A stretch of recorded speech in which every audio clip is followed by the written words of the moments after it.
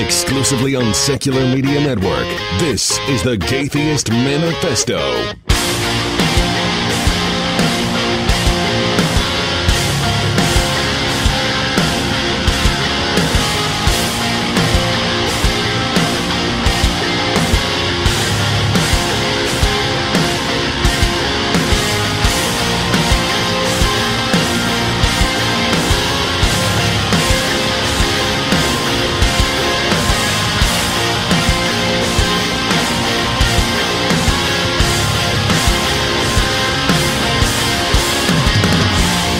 Hello and welcome to the Atheist Manifesto, your source for news, commentary, discussion, and debate at the intersection of the atheist movement and the LGBT rights movement. I am your host, Callie Wright, joined this week by my co-host, Ari Coleman. Hey. Oh, you come up with good new ones every time. I'm super impressed with you. I'm running out, man. I'm not as creative as I should be. I need to brush up on my skills. That's part of our shtick at the beginning of every episode now. I enjoy that. So this week on the show, we are having a certified white cis straight male. So white cis straight male, welcome to the Atheist Manifesto. Thank you. And can I just say it's about time.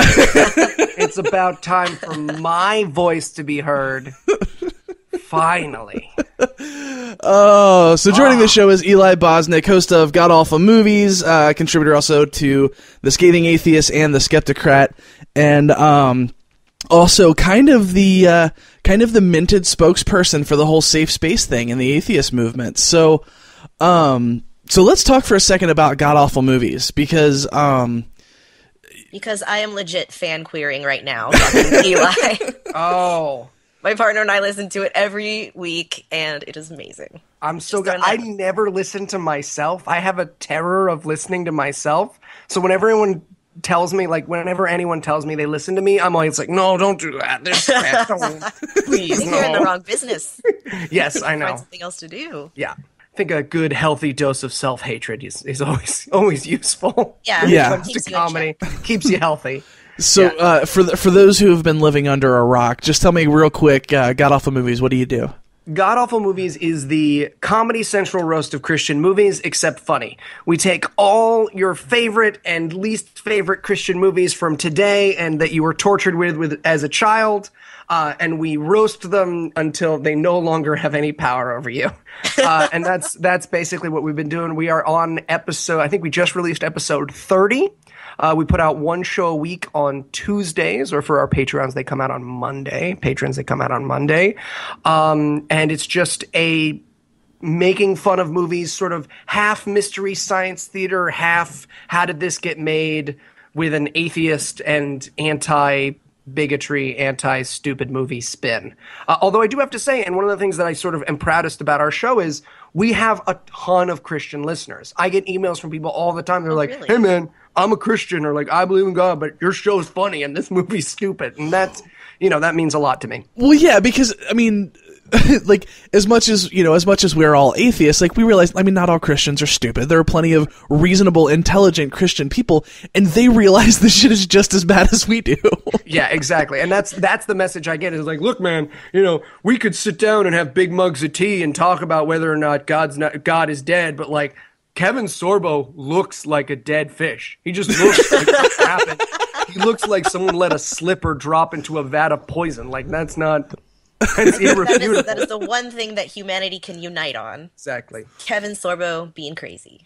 Yeah, I just, my hat's off to you, because I see Beth Presswood post every once in a while, like, man, you know what? Like, it's been a while since I've seen God's Not Dead. And I'm thinking, like I actually posted a response. I was like, well, in other news, I haven't rammed my head up against a brick wall lately. So, like, thanks for reminding me. I haven't tried to lower myself down onto a rake lately. Let's see if that But see, the thing is, I love bad movies, and I always have, which is sort of how one of the ideas of God Awful Movies came about, and of me doing movie reviews on Scathing came about, is I just loved bad movies and watched them, and would bother Noah, because I was already part of the show for like Bible wrap-ups and stuff, and be like, oh man, you gotta watch this movie. It's about a guy who rapes a lady, and it's her fault. Come on. Is that actually how you pitched it, like in that tone of voice and everything? Because I hope so. That's how I pitch all of our movies. Basically, before we do every episode, I do like a mini elevator pitch of whatever terrible movie we're watching next. It's David R. White, but he's an action star. Fine, we'll watch it. Great, just put it at the end. So, do you have a favorite? Oh, do I have a favorite? Honestly, and I'm not just saying this because I want people to listen to the most recent show, it might be the most recent one we did, which is A Matter of Faith. It is God's Not Dead, but it's about evolution. So it's a debate between a concerned father and a biology professor about whether or not evolution is real, and it is so, it's everything you loved about or hated about God's Not Dead, but about things that are physically provable. And I talk about this a little on the show. Like, in God's Not Dead, you can be like, yeah, I mean, if you don't know how to think or how logic or debate works, sure, I get how you can sort of not get God's Not Dead. But this movie's basically like, I don't want to look at that rock, the movie. I'm sorry, Professor. I can't see that. Literally just look. I just want you to look. No. And then he wins. It's totally phenomenal. I recommend watching the movie and listening to the podcast, or if you don't want to expose yourself to the podcast, at least listen to the podcast. There is quite literally a moment 50 minutes into the movie where someone asks, "Is your mother a monkey?" Oh. Like, that's his challenge. Like with a straight face, I'm sure. Oh, yeah. He's like, "Is your mother a monkey?" And the guy's like, "No." He's like, "Is your grandmother a monkey?" He's like, "No." He's like, "Then we didn't evolve from monkeys." And the guy's like, just like blows his fucking noodle. Mic drop. Yeah. God. It's phenomenal. Yeah, well, you said a concerned father and a biology professor. Like, those are obviously very two, like, equivalent levels of expertise to be debating the subject. It comes across. Well, the thing about a lot of these movies when we watch them is I can't believe that they get written by the people on that side of the issue. Like, if I were writing God's Not Dead, I would have Professor Radisson have nothing to say. He'd be like, "What do you think, Professor Radisson?" And Professor Radisson would be like, "God's not dead because my dad's mad at me." And you'd be like, "Whoa, you're wrong." But instead, they like let him do argument from evil, and then the kid's like, "No, though." And they're like, "Oh, I never thought of but no, though before." And that's they always give the atheists the best lines in the movie. Always. Oh God, yeah. I don't know. I don't know. I go back and forth. Sometimes I'm just like, I can't do this because, like, in a lot of ways, there's a part of me that wants to just sit there and laugh, but there's also the part of me that's terrified at the reality that people are watching this movie and be like, yeah, that's like right on. God's not dead, bro. I saw this in a full theater. My theater was full of people who stood up and gave a standing ovation to Professor Radisson losing the debate. And I was the only one sitting, and I felt like I felt, you ever see those things of the guy who stays seated at the Stalin rally? Like the 1940s clips, and he's just looking around. That's what I was just like, oh, I should go. Because if someone ran into that room at that moment and had been like, "An atheist, get him," I would have been dead. Would have been so dead. I always feel a little less safe in that crowd of old black ladies at the Christian movies I go to see at the theater. Gotta knock out their walkers. That's the key. Right. Yeah. Well, it's good that you have a strategy going in. That's important. Yeah, well, you see as many movies as I do, and they're all that boring. You're like, all right, how would I beat up all the old women in this theater? Don't act like I'm the only one. We all do that. You know, what would I do if I had to beat up all the old women in this room? You get it. Yeah. Yeah. No, I'm right there with you all the time. Everywhere I go. So, you know, speaking of feeling left safe in spaces, that's a great segue. You should host a podcast. One of the main reasons that I wanted to have you on the show is because I feel like, so, you know, there's this whole safe space, free speech thing going on in the atheist movement. And, like, we've touched a little bit about it on the show, but we've never really had an extensive discussion because, to me, like, it's just plainly obvious, and I can't believe that people are debating it. But, you know, that's the deal. And it seems like you kind of have taken this stance like, okay, stop being an idiot. I'm just going to steamroll over here and show you why you're being an idiot. Yeah, I mean, you know, well, it's interesting. The original reason for me coming out and speaking about these issues is because I heard them just talked about so badly in the atheist community by so many people who it's so necessary for them to be allies. And I just honestly, the first reach out I ever did is I reached out to a bunch of atheist leadership or secular skeptical leadership. You know, I know people have problems with the term leadership, but Sure, yeah. you know, people who wrote books that we've all read or people who've read Right. books that a bunch of us have read. And I was like, let's have a conversation. You know, you just did an interview where you totally misdefined this term and you should know that you're ostracizing huge groups of people.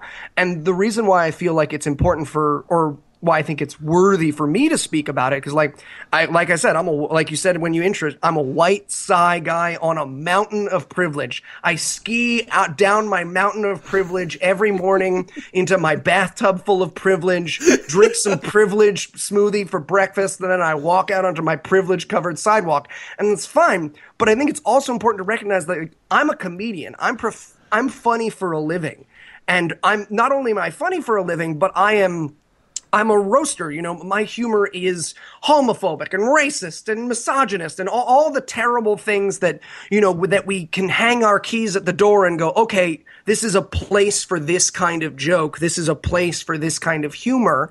We're all ready for it. We all know what we're getting into. So when someone wants to have a free speech conversation, I, as an actual funny person who deals with those topics, want to be the first to step forward and be like, no. The fact that you're quote unquote joking when you go on Reddit and tell people on r/progress picks to kill themselves is not comedy. No one's oppressing your free speech. I'm a funny person. I actually live and eat and, you know, make my everything that I do, my career, is by free speech. And if free speech were challenged, I'd be the first person they come after. So I think my allyship is useful in that way to say, no, I am a funny person. Don't call your video satire because I'm a satirist. And I can talk to you. You know, if you want to do 20-minute sets, Richard Dawkins at the Chuckle Hut, I've got notes for you. But, you know, Noah has a great quote, and I use it all the time now, which is satire's not just saying what you mean really, really hard.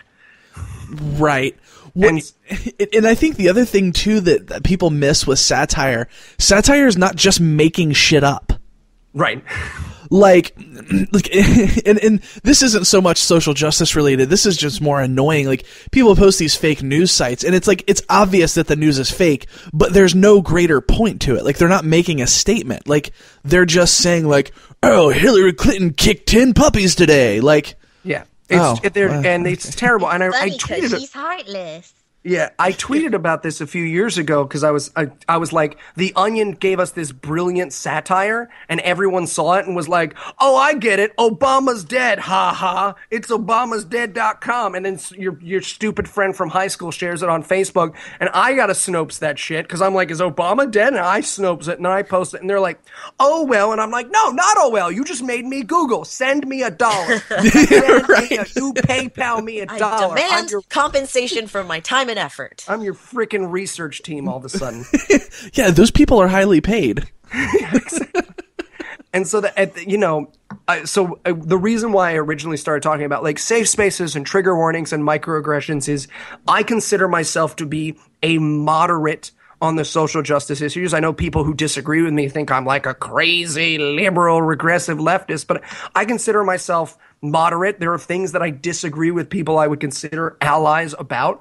But by the same token, I understand that it's more important to be an ally, and I'd rather get the things that matter to me, the things that are destroying lives, the people that are empowered, that are truly dangerous out of the way, before I talk about whether or not the way a crying college student represented herself was the best idealization of a concept or a movement.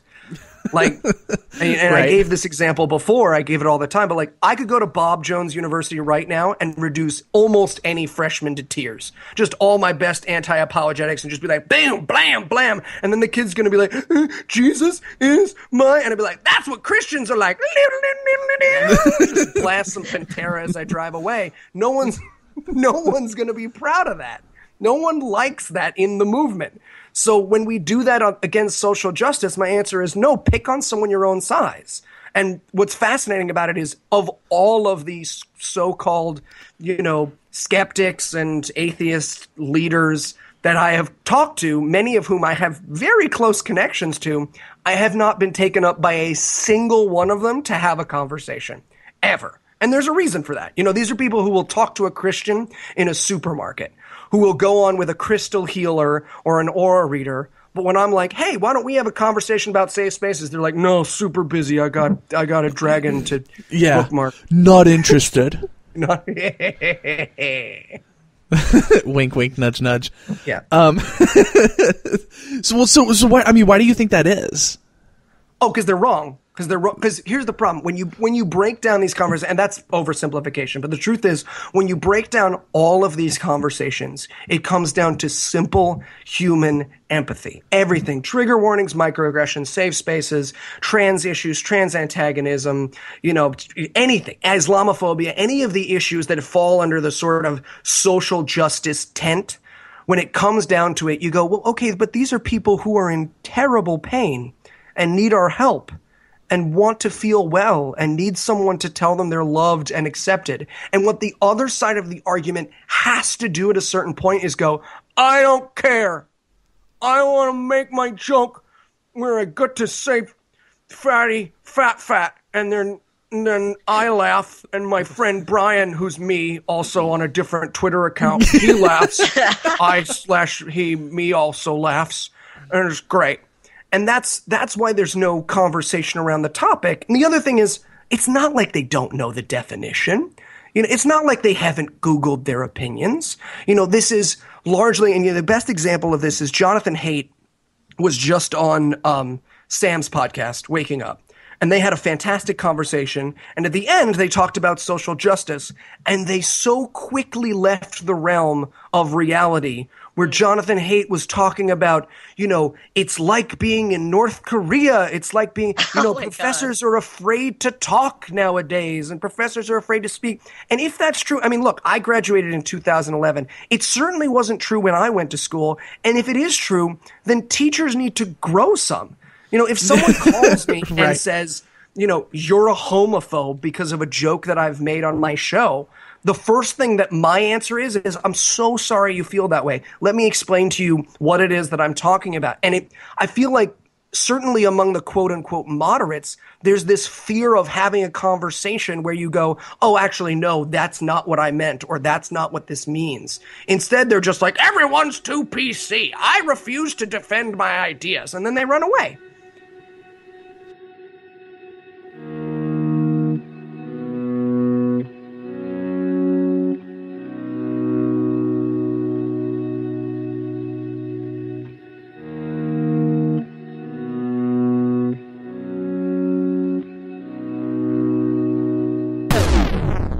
Today in school, I learned a lot. In chemistry, I learned that no one likes me. In English, I learned that I'm disgusting. And in physics, I learned that I'm a loser. Today in school, I learned that I'm ugly and useless. And in gym, I learned that I'm pathetic and a joke.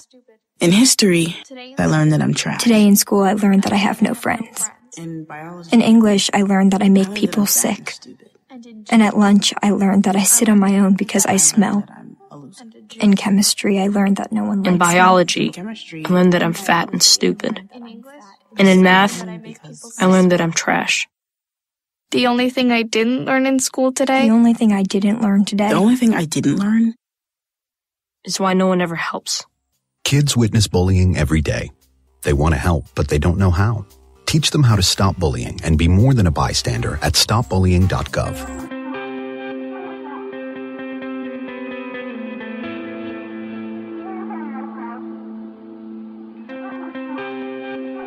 Before we jump back into the show, it's time to thank our patrons. Big shout out this week to Gary. Thank you so much for believing in us enough to contribute to us financially and for being a part of this movement.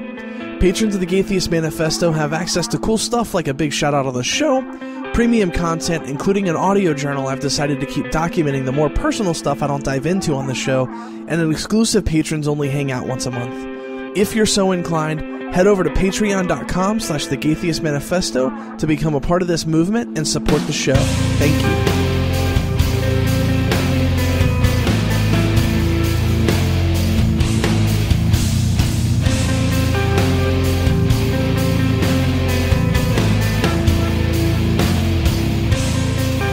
and I also see kind of a like if the response is I didn't mean it that way, there's the expectation that that's the end of the conversation. Right. And there's a very high level of unwillingness to hear anything past that and say like, look, okay, like I understand that your intentions weren't bad here, but like, and intentions are important, but intentions are not the beginning and the end of the story. Like you can say and do hurtful and stupid things without meaning to. Right. So like, here's what you did without meaning to, you know, maybe try and do better next time. Right. And exactly. And the thing that blows my mind, like I will answer ignorant questions about trans issues from someone who is honestly trying to learn.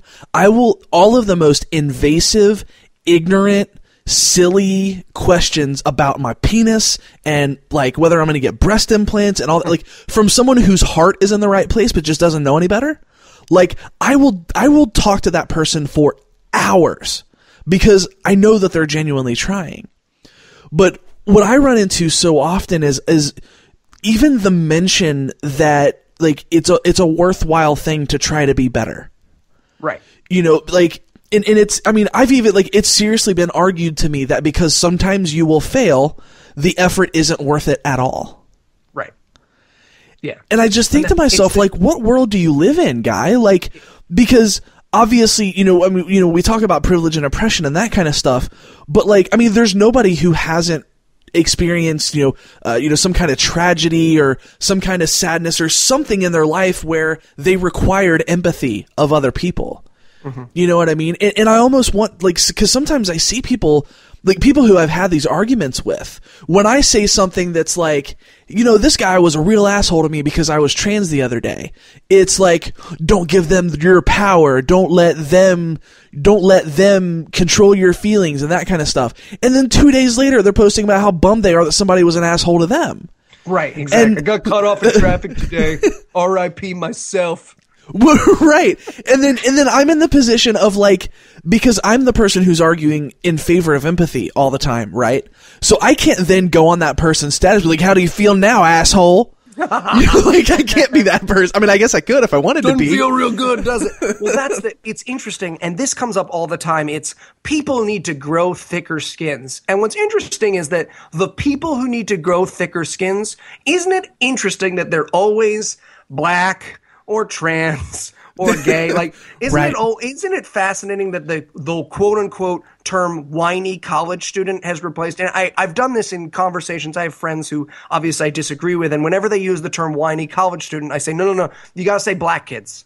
It's fine because just like because that's what you actually mean. What you mean is black kids, and when you say whiny kids, you think a bunch of white kids in hacky sacks going, "But privilege, bruh." But it's not. It's black kids finally speaking about the experience they've had in this country for evsies. So now use your sentence, but say black kids, and they're like, "Well, black kids need to grow thicker skins." Oh my God, I'm the bad guy in a movie.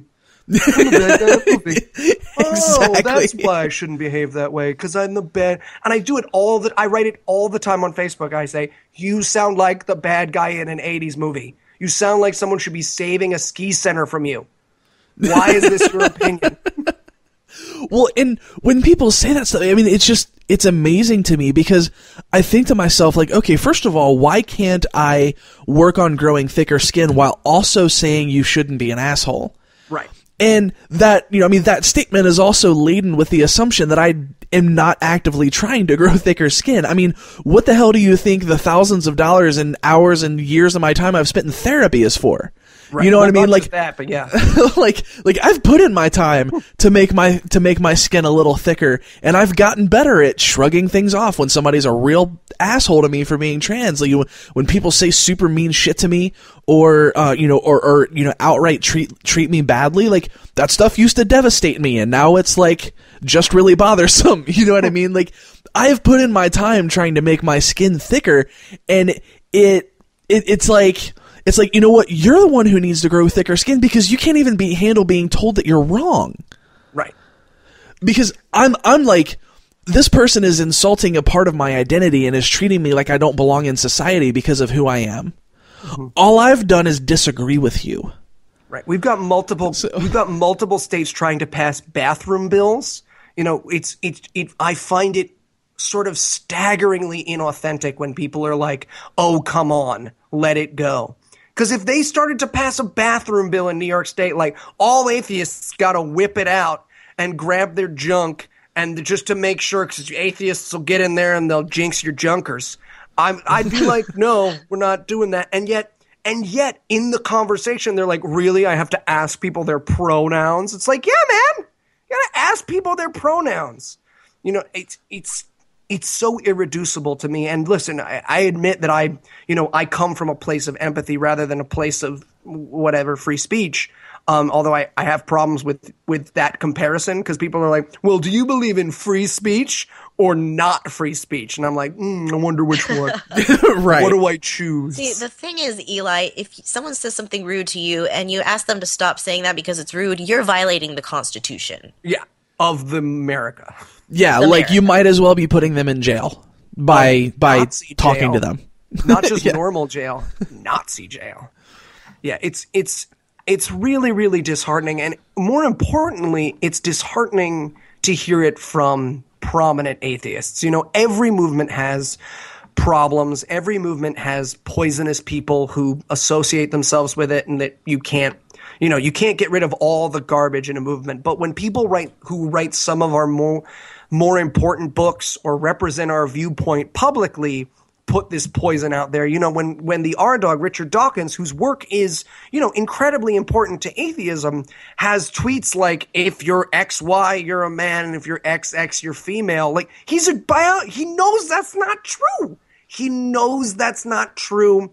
And he knows that everyone who follows his work, who's trans, who that message was aimed at, was just told, you are not welcome here. This is the one movement we all go, we're based on reason. It's the one movement where we could go, no, you actually are. We're going to not do that. We're not going to be that. We're not going to fall into that trap. And we do. And our leadership does. And it's heartbreaking. It's heartbreaking because I know there's some kid out there who realizes there's no God, who looks for resources, and I want him to look at Sam, and I want him to look at Richard, and I want him to look at the variety of other atheists out there and go, I am taken care of. This is a community that welcomes me. This is a community that gets what I'm going through and is going to welcome me because they're based on reason. And it's just not at this point in history. And it's heartbreaking. It's heartbreaking because I know it's one less home for people. Well, yeah, and because I remember I've been an atheist since I was like 16 or 17. Like that whole thing has never been such a big deal to me. But I mean, it is books like The God Delusion and The End of Faith and The Moral Landscape. Like, reading those books is part of what got me into activism and what made me think like, okay, these conversations are important to have. Like I'm not okay with just being an apatheist, you know? Mm-hmm. And you know, if I had gone straight to seeing what some of these guys have had to say about people like, I mean, Sam Harris literally laughed his ass off when talking about fucking using the right pronouns for trans people. You know what I mean? That whole thing with Douglas Murray was I was screaming. I was just sitting on my phone, like in silent scream. That whole podcast was just a nightmare. You're talking about on the maintenance of civilization. Yeah. Right? Yeah.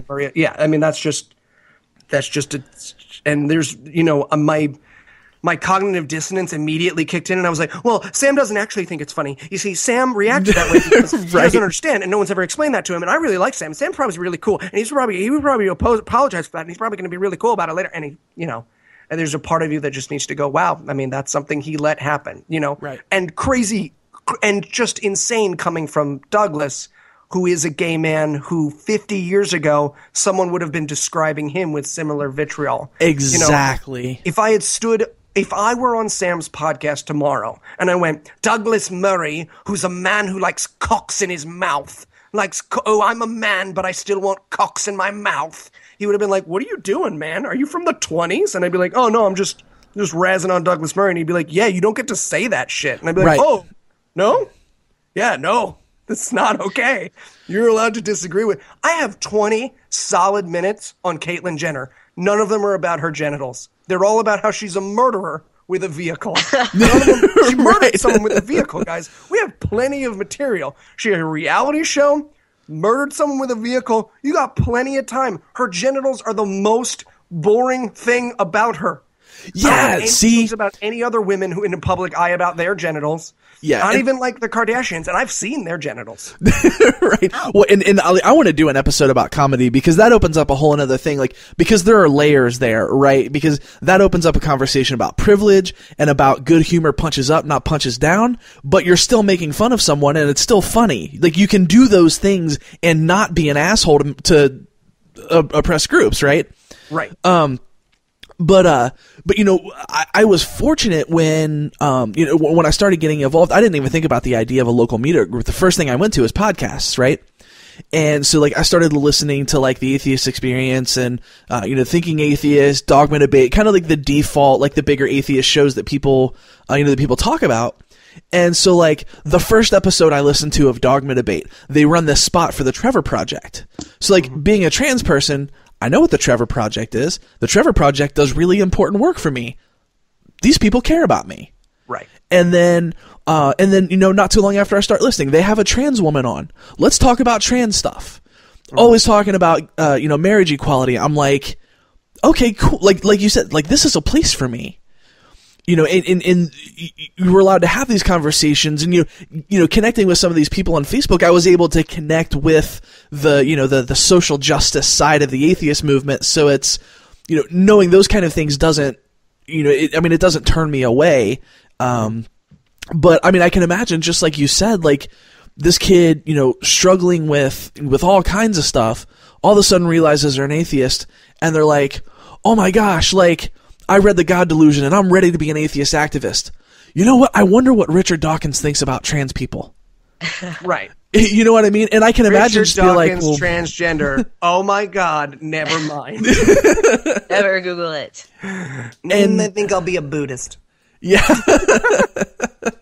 And I find myself so often kind of in the middle of these debates, because on one side I'm like, okay, like, once you get past the cesspool that is like the YouTube comment section and the Patheos comment sections, and you get to like in real life atheist activism, the people who are involved in this stuff in real life, who do meetup groups and organize conventions and stuff like that, I would say like 98% of those people are the real deal. Like, really interested in social justice, really interested in how they can be more inclusive and more welcoming places. I mean, I did a workshop at a convention where they were super excited about LGBT inclusivity.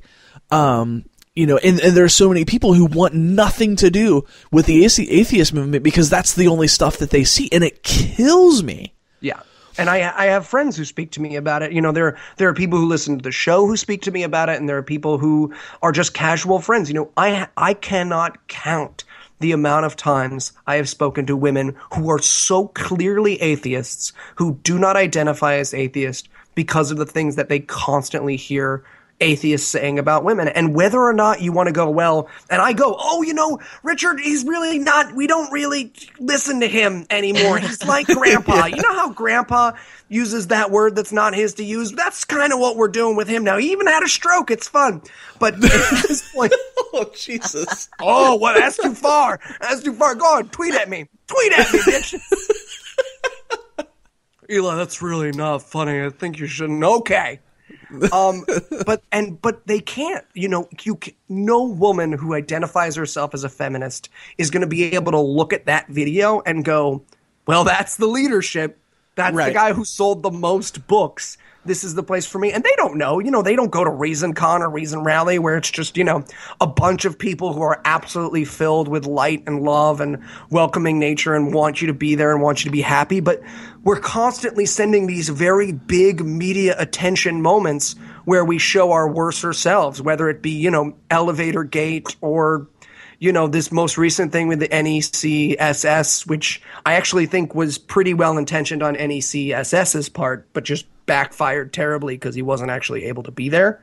Right. The message that was sent from that, and I know Jamie Ian Swiss very well because I'm a magician. Jamie's a magician. He was my first magic teacher. So I actually know Jamie very well. And, what's interesting is the thought that came of the reinvite was, okay, we're reinviting you, but we're having a conversation about this. Like, we're having a real conversation about the things you say and the way you say them. And he was like, I can't come. And it was like, oh, no, now the story is we uninvited him for his thing, but then we decided the video's okay and we re-invited him. Guys, Right. can we uninvite him again? No, we can't. He said he couldn't come. Oh, and you can just hear it and pour. Everyone sent me that great thing that Steve did a podcast about it. And you can just hear it in his voice, him being like, well, that didn't work out great. Yeah. Boy, we should have thought that out, huh?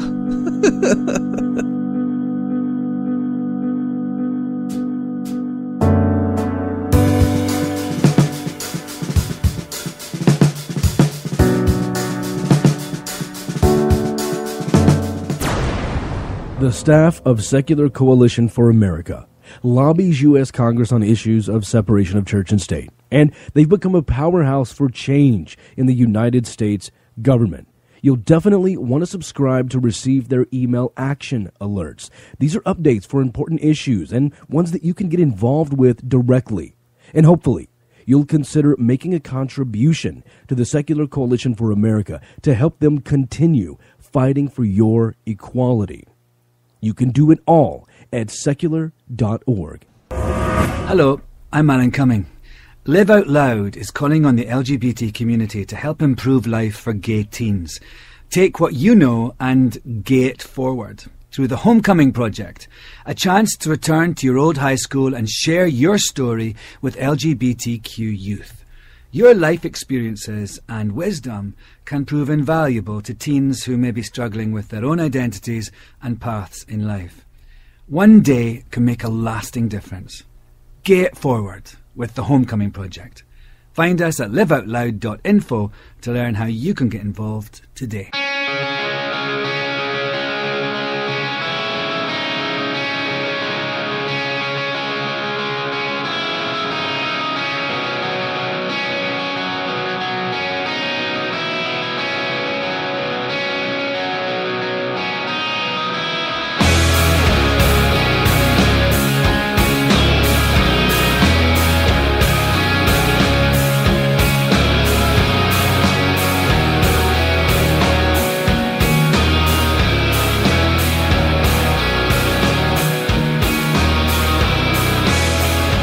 Let me ask this, and I feel like I know what the answer is going to be, because the answer is always kind of somewhere in the middle. But like, so these people who fight so hard against this idea, like, I have to believe that some of those people in other areas of life are the super loving, super compassionate, super empathetic people, and like in just this one area, that's like just where they've decided to draw the line.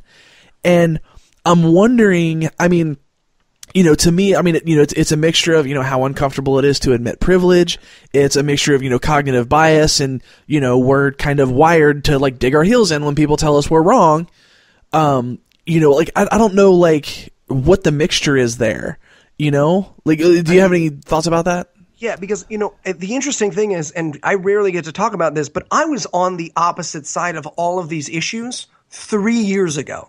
You can go back on my Facebook or my Twitter or anything 3 years ago, 4 years ago. You can watch a YouTube video of me talking about free speech and how stupid it is that, people are so PC nowadays. Like, I'm giving the message that I now talk about, that I talk about. And I keep that up, and I keep that information out there. Well, obviously, I've changed comments on it and said, like, here, this is what I used to think.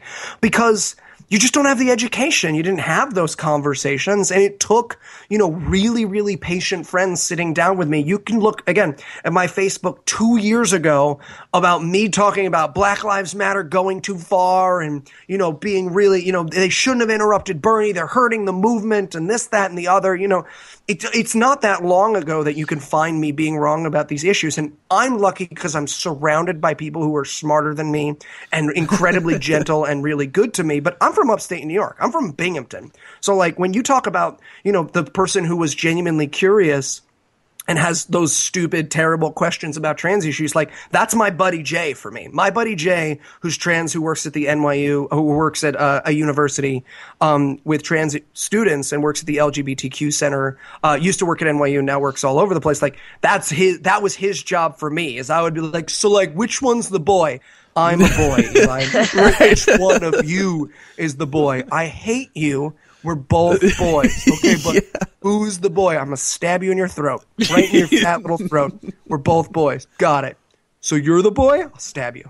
And I've been lucky to be surrounded by that. If you're not, and more importantly, if the first interaction you have with someone about those subjects feels accusatory or makes you feel attacked, I think people tend to shut down. And one of the things that I like to think that I do, and I know I'm not as good as I should be, is I like to think that I bridge that gap for a lot of people. When I did my first appearance on Cog Dis, the thing that I liked the most, the feedback I got the most was, you changed my mind about safe spaces. I didn't know what they meant. Now I do. I feel differently. And that's, that means the world to me, because it means that someone who was in my position gets to be on the right side of history and gets to, be a force for good instead of a force for bad.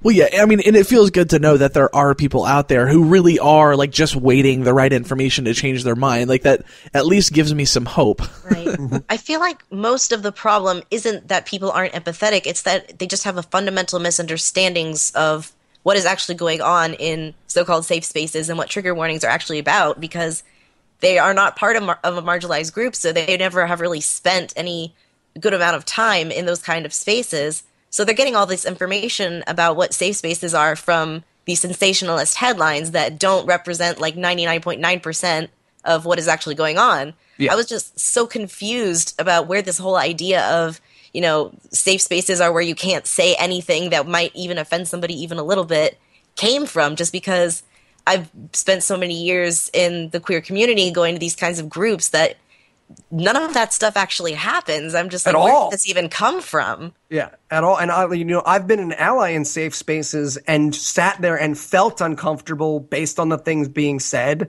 felt accused, felt attacked. And what's interesting is not going, well, I want to say that as a straight ally, I actually am very good about, I've never looked at your boobs and told you that your boobs are nice. And I'm a great guy and I would never rape anybody unless they wanted to fuck them and they didn't want to fuck me back. I've never had that moment. But it's harder to sit in that and be uncomfortable, and it's easier to accept this idea of the screaming college student. And look, you look at the Rutgers video of the kids standing up and covering themselves in blood and screaming, and you don't know the context. You don't know about the idea of protest, and you don't know about, the story of Milo and Summers and that protest and the idea of the university. If you don't get the whole picture, if you watch the second in that 3-video series of what happened with that girl at Yale, and you just see her crying and screaming, you fill a box in your head and then you close it. And what's interesting is I've done, 5 shows at this point talking about safe spaces, and nobody has ever gone, well, I just think that they shouldn't exist. Ever. No one at any point has gone, yeah, gay people don't need a place to talk. Or people don't need a place to talk. Once you talk definitionally, everyone's on the same page. No one thinks throwing a projector at Miriam Namazi's head is a safe space. Yeah, well, and that's kind of what I was getting at, because I feel like as much as it's innocent ignorance, I also feel like, and maybe this is just like plain old cognitive bias, that like there's only, a little bit that we can do about, so much of this I feel like is, it's easier. And I mean, atheists do this with Christians too. I feel like everybody does it with everybody. It's easier to build that stereotype that's easiest to dismiss in your head and just call it a day. Yeah. Instead of thinking like, like maybe every person who votes for Donald Trump isn't a racist asshole. Maybe they just don't know any better and they just feel like they're getting a raw deal on the economy. Like, you know what I mean? Like, or they can separate things in his mind. One of my best friends in the world's mom is a Republican who's going to vote for Trump. And she wrote about it on Facebook recently. And this is a woman who, I got the flu a few years ago when my now fiance wasn't in town. And this is a woman who called me and was like, do you want me to come down from Maine and get you?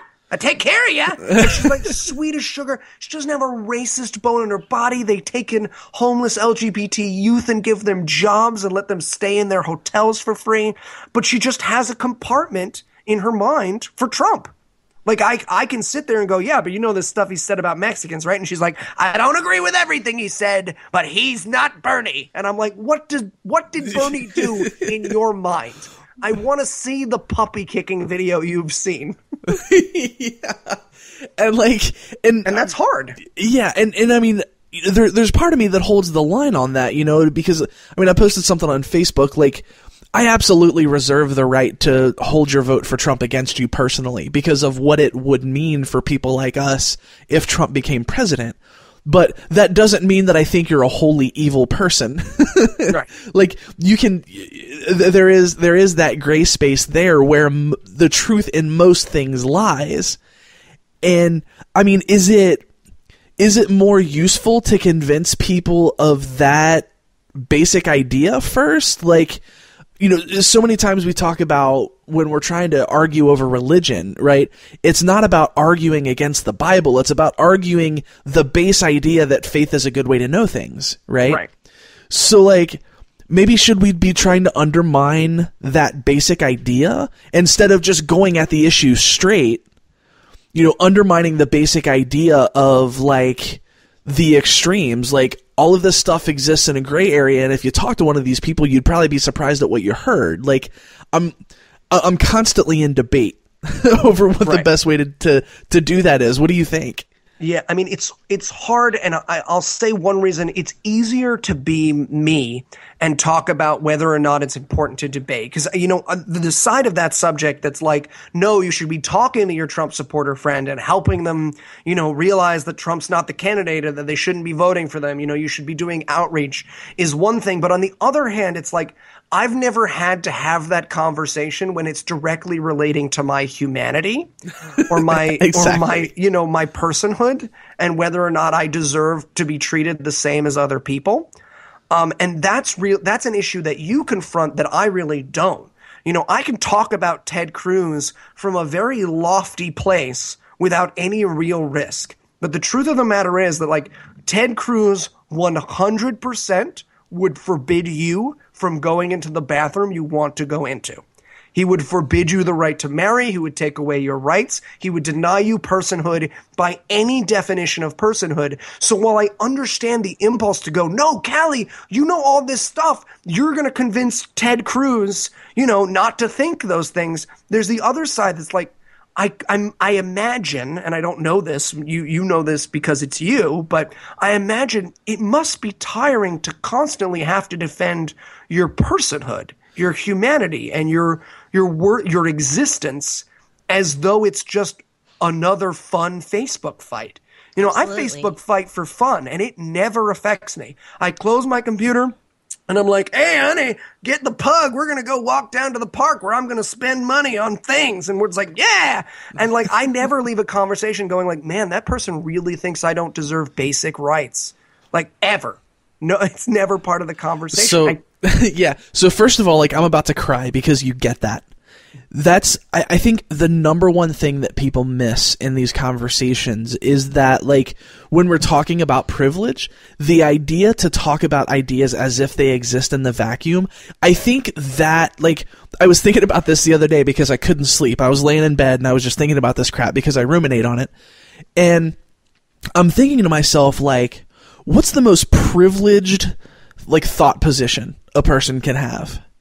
And I think the idea would be the more things you can debate as if the ideas exist in a vacuum, like, the more privileged you are, right? Because the more things that you can debate without saying, like, this actually has a direct effect on my life. Right.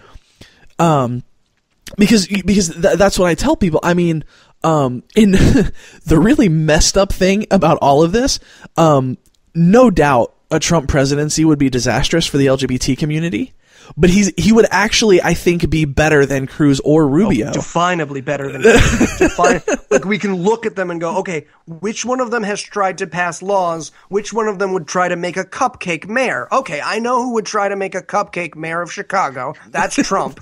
And one of them wrote the Ashley Law, or whatever that thing Cruz wrote, where he was like, if you see a Mexican that you think's a crimin', you can shoot to kill. And it's just like, holy fucking shit. Like, people who read that law at the congressional congressional level, we're like, there's misspellings in here, Ted. Did you write this in Fran? You're supposed to be a lawyer, guy. I'm a constitutional originalist, which means I use F's instead of S's. And so on my point there, to flip to the other side of that is like, I get the idea of like, let's have conversations, let's do it, let's have it. But I think that the part of empathy that's missing from that argument is you gotta stop asking people to defend their personhood. We've gotta stop asking people of color to defend their desire to exist, or trans people, their desire to be called, the pronouns they want to be called, the things that we all take for granted. That's a big, I always use this phrase, but big comfy chairs conversation. I have lots of big comfy chairs conversations, and I have them with friends about the stuff I'm ignorant about. I always say, me and my buddy Jay sit down and I ask all my dumb trans questions to him.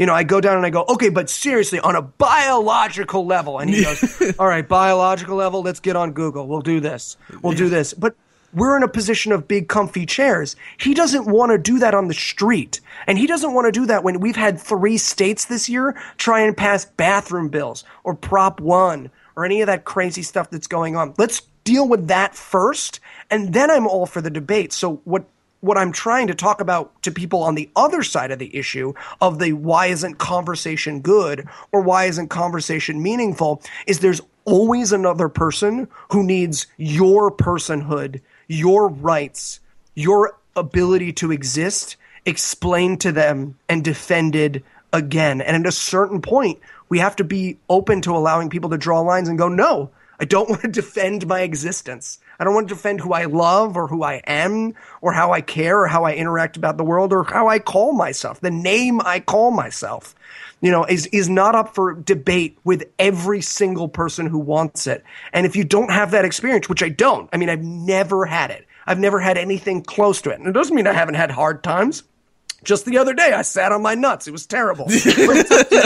But it doesn't mean that I relate to that experience. Try being a woman and sitting on your nuts. It sounds worse. Because then your eye makeup runs and they're like, oh, that lady, why is that lady crying? She sat on her nuts. Well, now I'm confused and mad at her. Now I want to sit on her nuts. So that's my answer to the other side is that you've got to find your allies and you've got to make them feel, and I know this sounds so super hippy dippy, crystals, let's all kumbaya and hug, but like you've got to make them feel safe and loved so that they can educate you, not the other way around. You don't get to attack a person's personhood and be like, now educate me. And they're like, oh, okay. Well, all right. So first of all, that's not your word to use, but let me teach you 101, trans-friending 101. Right. I feel like you really hit the nail on the head with the whole idea of offense. I feel like that's really at the heart of the issue. People who are against, safe spaces and trigger warnings, one of their big arguments is that people shouldn't get offended over every little thing. And I think most of that is because they're coming from a place where the worst thing that can happen if they're offended is they get their feelings a little hurt and they feel like, a little small baby or something. Whereas, people like trans people, people of color, all sorts of people in marginalized groups, the oppression isn't just their feelings getting hurt. It's because people are saying or doing something that can directly affect their rights and their lives in real life. So, it's not that it's the opposite of what they're arguing. They're arguing that if you're offended, it makes you a weak person. I think it's the other way around. If you are offended, it makes you stronger because you're fighting for yourself and you're standing up for your rights and for your place in society. And there's always the line, and I've talked about this multiple times, you can always say, I don't care. I get emails from people, Scathing gets emails from people all the time who go, I'm a Christian, and I don't like it that you said Joel Osteen it looks like Haley Joel Osment got in a car accident that went on fire. And we go, sorry you feel that way, bye. And they go, well, yeah. Yeah, and we're like, all right, cool. cry me a river. There's always that moment. So if you actually, and this is the thing, I don't think people believe that, like, grow thicker skin. I don't think they believe it, because if you actually felt that way, you'd just be like, all right, I guess you're offended. And I've had that moment. You know, I get, again, because the humor is so edgy on my show, and it's not like edgy, but, you know, we do all the edgy humor we want to do. We talk about all the things we want to talk about. We make all the jokes we want to make. And we get emails and tweets from people who say to me, you know, I was really hurt by that. And the example I give is at Comic-Con this year, I only get in trouble from, like, people who like me generally when I think of something real quick and I'm like, oh, this is a funny tweet, and I said it. The stuff I painfully go like, oh, right. Should I or shouldn't I? People are like, oh, I don't care. But I wrote a joke. I was at Comic-Con and I was like, I wrote, new game at Comic-Con, run up to everyone and go, oh, I get it, you're fat, whatever they're dressed as. And it's a joke. It's a joke, but some people wrote me and said, funny. "Hey, it's a joke, and I'm a comedian, and you could take that in a certain." And a few people wrote me when I made that joke and said, "Hey, man, I want you to know that really hurt my feelings." Like, it's not great.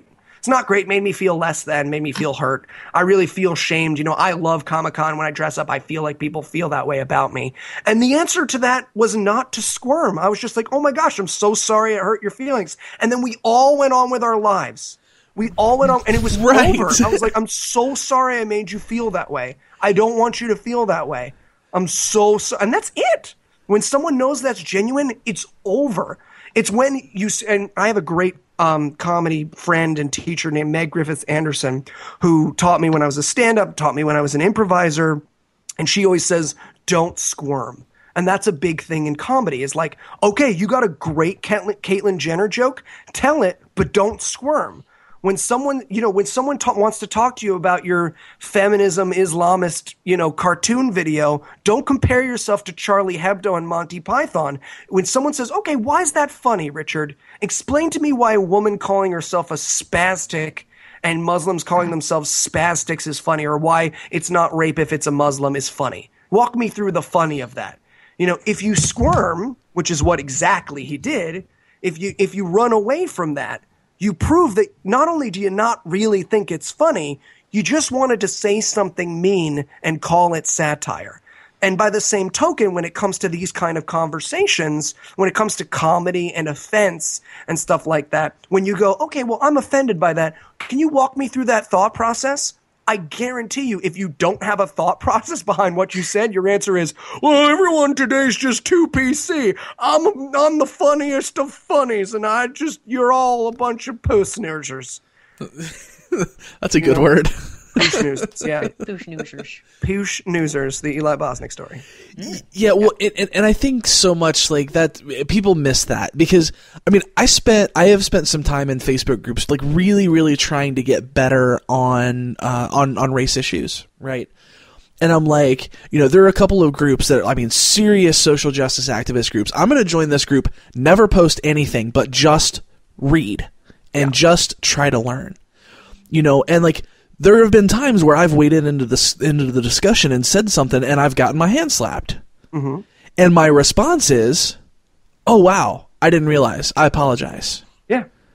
And you learn so much, and that's really, really hard from a place of privilege. And it was one of the hardest things for me, is when it was not my turn to talk. Not your turn to talk when you're a white upper middle class guy is impossible to hear. Right. What do you mean it's not? It's always my turn to talk. It's been my turn to talk forever. Literally forever. They've been like, hey, white guy, what do you think? And I've been like, thank you. I was waiting for you to ask me what yeah. So when now we're coming up against this, like, no, it's actually not your turn to talk. All you should do is listen. I'm thinking of the PSU safe space for students of color. And there was a bunch of outcry about that over at Portland State University. And all I heard when I read about that is like, what a great experience. What a great chance to hear about someone else's experience. Like, I know my experience as a white college student. I fucked my way from freshman year to senior year, I got 2 shots because they can give you a shot for most of the stuff you get now. And it was over. It was great. It was fabulous. That was my experience. If anyone ever wants to do a safe space, that's what I got to tell you about Eli Bosnick's college experience. But now I'm ready to hear other opinions. And if they challenge me, if they hurt me, if they're painful to me and they say things that I think are untrue, they're all the more important because it means that I wasn't even aware of them.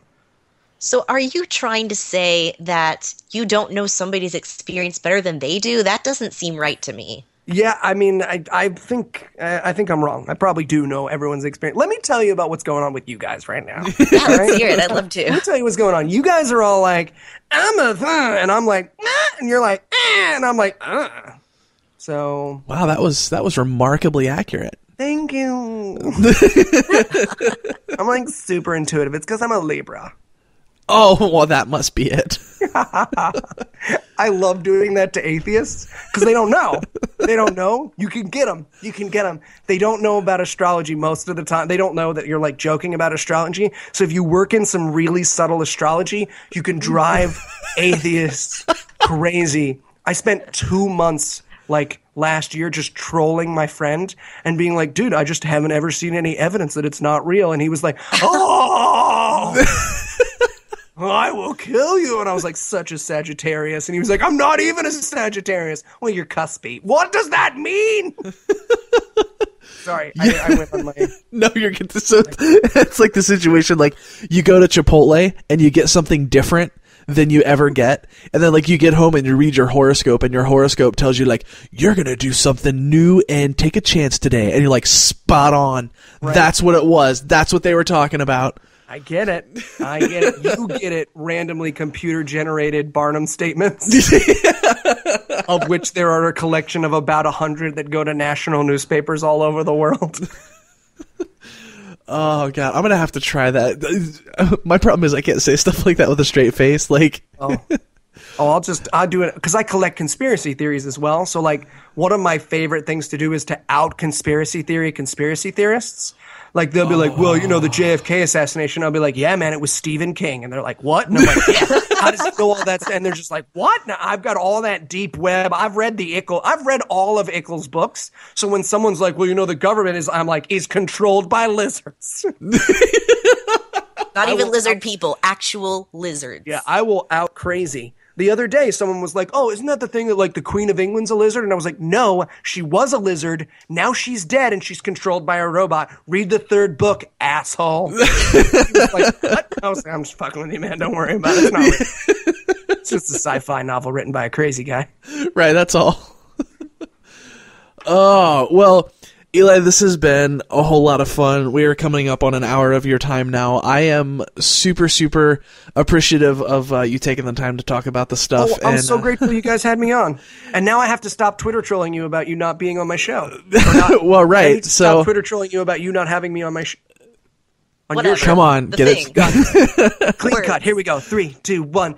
About you not having me on your show. Crushed it. Yeah, and I'm not going to edit out the mistakes. Okay. Your next step is clear, my friend. Your next step is clear.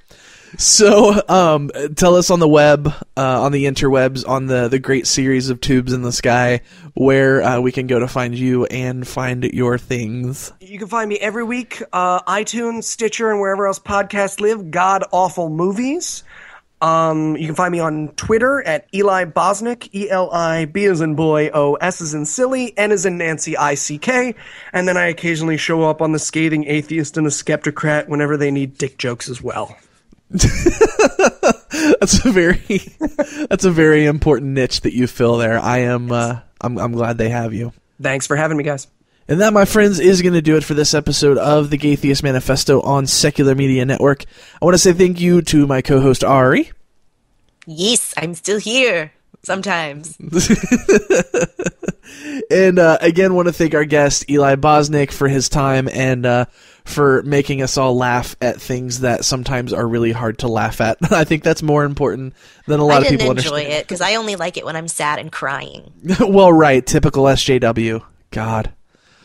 You can find the show on Facebook at facebook.com/thegaytheistmanifesto. You can email us at thegaytheistmanifesto@gmail.com.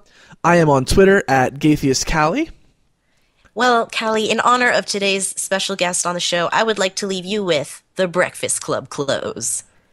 Don't you forget about me. Callie went on to become the world's first human to have her brain transplanted into a penguin's body. She now lives in Antarctica with her husband Fredger and is expecting her first chick.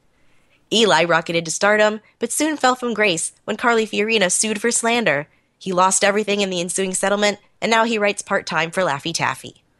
Ari took lots of naps and sometimes posted mildly amusing quips on their Facebook page, Ari Coleman. They died in 2022 from complications due to fart cancer. As you walk on by. I am speechless.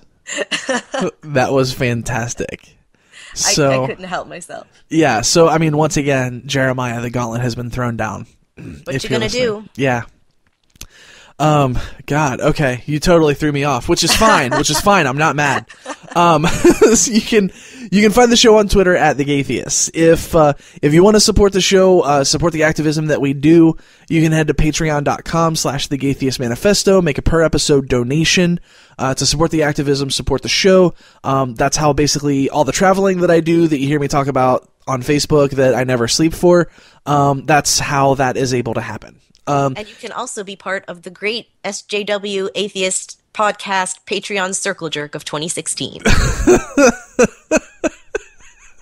you don't know what I'm talking about, Google it, but don't watch the video because I don't want to give that guy any ad revenue. Yeah, God. So before you can't even do the intro with oh my God, and I'm not editing any of this because it's funny. Before we go, I want you to know that if you're lost, you're hurting, you're scared, if you feel like no one cares and no one understands, you need to know there is a community out here that loves you, cares for you, knows that you're capable of amazing things, and that you are worthy of love. If you're struggling, please don't be afraid to reach out. Until next time, friends, this is The Atheist Manifesto.